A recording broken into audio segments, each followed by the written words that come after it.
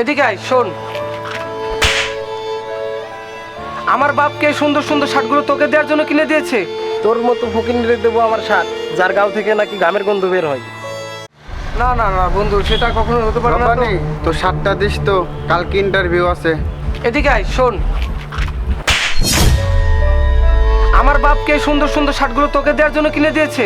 গরিবের আবার দামি শার্ট পরার শখ জাগছে। সর আমার চোখের সামনে থেকে।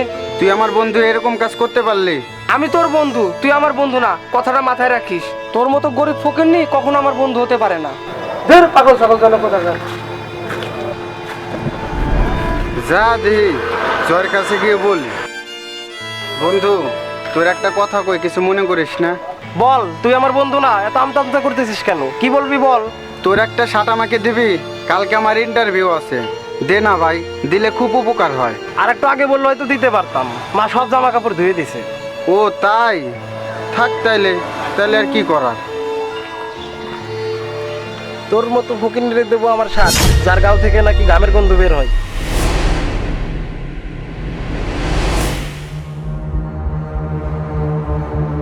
কিরে রব্বানি, তুই এইখানে আবার আমার গাড়ি মুছতেছিস? বাহ, দৃশ্যটা তো দেখতে খুব ভালোই লাগতেছে। স্যার, আপনি কি? এত তাড়াতাড়ি আমার কথা ভুলে গেলি? তোর কাছে একটা শার্ট ধার চেয়েছিলাম, তুই আমাকে থাপ্পড় মেরে সবার সামনে অপমান করেছিলি। কষ্টটা আমার সেদিন মনে লেগেছিল। গরিব বলে তুই আমাকে এতটাই অপমান করেছিলি। আরে বন্ধু, তোর এত বড় সাহস, তুই চাকর হয়ে মালিককে জড়িয়ে ধরতে চাস? ঠিক আছে, তুই আমার ধাক্কা দিলি, আমি এটারই যোগ্য। শোন, সেদিন তোরা আমার ফিরে দিলেও একজন আমার পাশেই ছিল। ও না থাকলে আজকে আমি আর এই জায়গায় আসতে পারতাম না। কিরে মন খারাপ করে বসে আছিস কেন? কি হয়েছে তোর? কিছু না রে বন্ধু।